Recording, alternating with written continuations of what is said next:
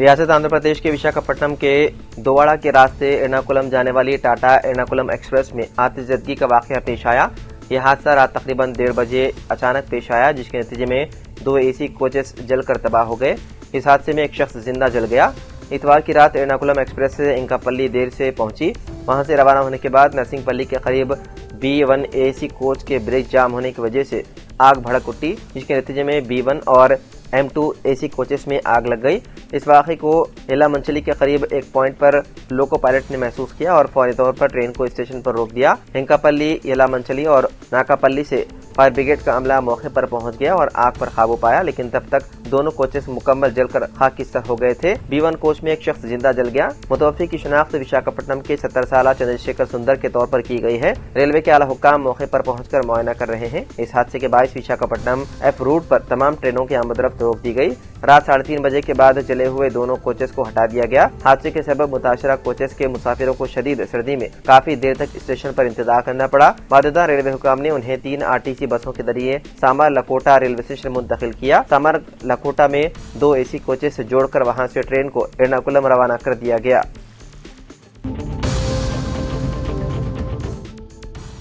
उत्तर प्रदेश के जिले रामपुर में एक दिलखरा सड़क हादसा पेश आया, जहां नैनीताल नेशनल हाईवे पर भूसे से लदा एक ट्रक बेकाबू होकर बादू से चलती हुई बोलेरो कार पर उलट गया, जिसके नतीजे में बोलेरो कार का ड्राइवर मौके पर ही जाँ बहक हो गया, जिसकी शिनाख्त फिरासत के नाम से हुई है। यह हादसा गंज पुलिस स्टेशन हदूद में पहाड़ी गेट के करीब पेश आया। पुलिस के मुताबिक हाईवे पर गुजरने के दौरान भूसा ले जाने वाला ट्रक अचानक अपना तवाज़ुन खो बैठा और बाजू से गुजर रही बोलेरो कार पर जा गिरा। टक्कर इतनी शदीद थी कि बोलेरो ड्राइवर ने मौके पर ही दम तोड़ दिया। हादसे की इत्तला मिलते ही जिले रामपुर के पुलिस सुपरिटेंडेंट विद्यासागर मिश्रा करीबी पुलिस स्टेशन के अमले के साथ मौके पर पहुंचे। JCB की मशीन की मदद से शदीद तौर पर तबाहशुदा बोलेरो से नाश को बाहर निकाला गया। बादशाह कानूनी कार्रवाई मुकम्मल करने के बाद नाश को पोस्टमार्टम के लिए जिले अस्पताल मुंतकिल कर दिया गया। मीडिया से बात करते हुए SP विद्यासागर मिश्रा ने बताया है कि हादसे के फौरन बाद राहत व बचाव कार्रवाइयां शुरू कर दी गई। उन्होंने वादा किया है कि बोलेरो में सिर्फ एक ही शख्स मौजूद था और ट्रक या भूसे के नीचे किसी और के दबे होने के शवाहिद नहीं मिले।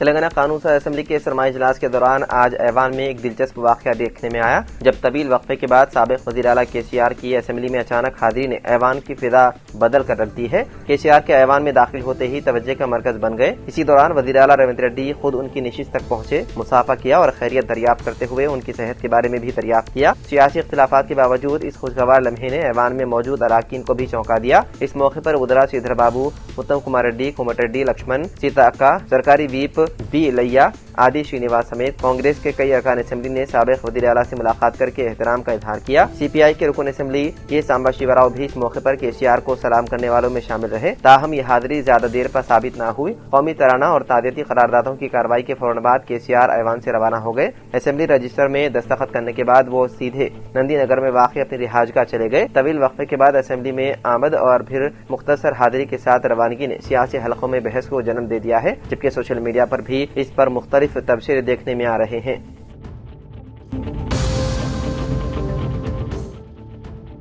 सर्द हवाओं के असर से ग्रेटर हैदराबाद में दर्जे हरारत मामूल से कम हो रहा है, जिसके बायस शहर में सर्दी की शिद्दत बढ़ गई है। हफ्ते की रात से इतवार की सुबह तक शहर में कम से कम दर्जे हरारत 13.2 डिग्री सेल्सियस और ज्यादा से ज्यादा दर्जे हरारत 27.2 डिग्री सेल्सियस रिकॉर्ड किया गया, जबकि हवा में नमी की मकदार 52% रही। ये जानकारी हैदराबाद महकमा मौसमियात के अहदेदारों ने दी है।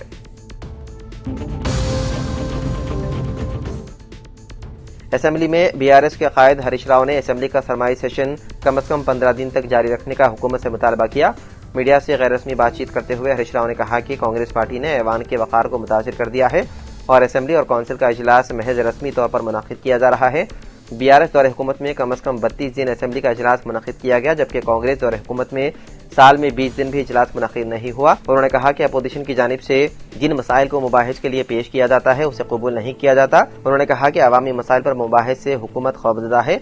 हरीश राव ने कम से कम 15 दिन तक इजलास जारी रखने का मुतालबा करते हुए कहा कि बिजनेस एडवाइजरी इजलास में सिलसिले में नुमाइंदगी की जाएगी। उन्होंने कहा कि 2 साल गुजर जाने के बावजूद आज तक असेंबली की कमेटियां तश्कील नहीं दी गई। उन्होंने कहा है कि BRS की पहली मियाद में 32 दिन तक असेंबली इजलास मुनक़िद किया गया, जबकि कांग्रेस के 2 साल में साल 2024 में 24 दिन और साल 2025 में 16 दिन इजलास मुनक़िद हुआ। 2 बरसों में महज 40 दिन के इजलास के जरिए हुकूमत ने सरकारी एजेंडे की तकमील की है।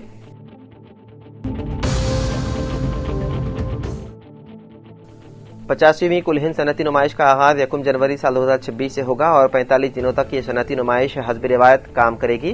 मुजव्विदा नुमाइश के औकात, सहूलतों, स्टॉल्स और हिफाजती इंतजाम के मुतालिक तफसीलात पेश करते हुए सदर नुमाइश सोसाइटी डी श्रीधर बाबू ने बताया है कि 85वीं कुल हिंद सनती नुमाइश का टिकट फी का 50 रुपए रहेगा और सोसाइटी की जानिब से गाड़ियों की पार्किंग के मुफ्त इंतजाम रहेंगे। इसके अलावा शाम 4 बजे से रात 10:30 बजे तक, हफ्ता और इतवार और तातीलात के दौरान शाम 4 बजे तक रात 11 बजे नुमाइश काम करेगी।